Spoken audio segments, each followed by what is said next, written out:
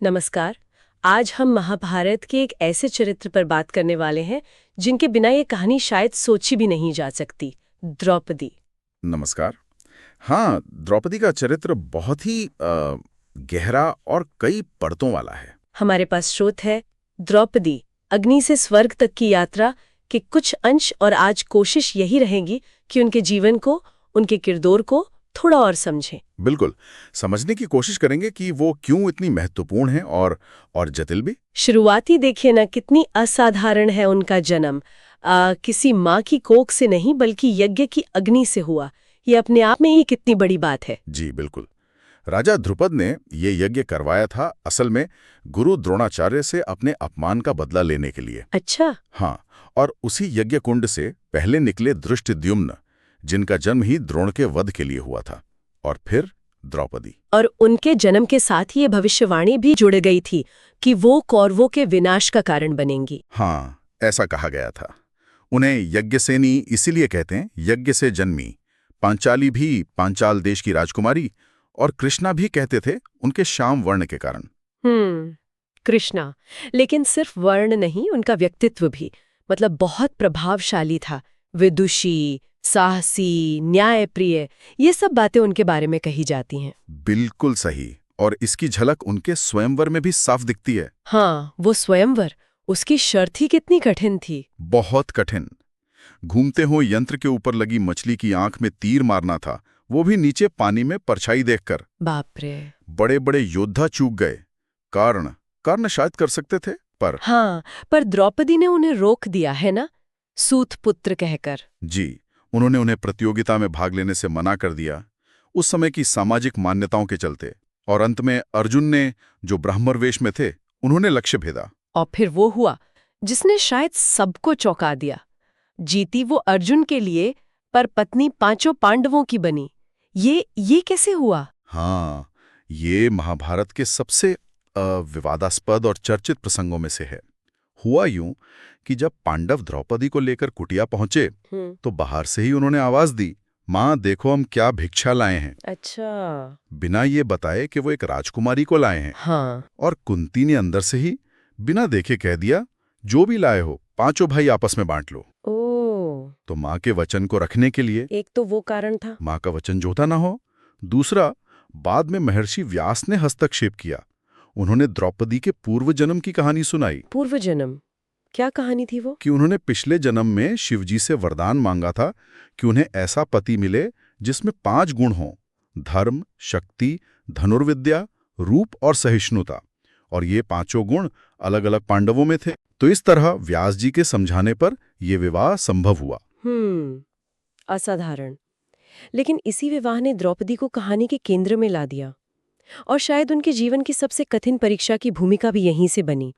मेरा मतलब है वो चीरहरण वाली घटना। निश्चित रूप से वो घटना, वो महाभारत युद्ध का एक मुख्य कारण बनी।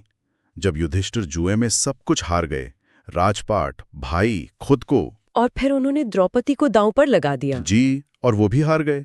तब दुशासन उन्हें बालों से पकड़कर भरी सभा में घसीट लाया। कितनी अपमानजनक बात थी ये। बिल्कुल। द्रौपदी ने उस वक्त धर्म और न्याय पर सवाल उठाए।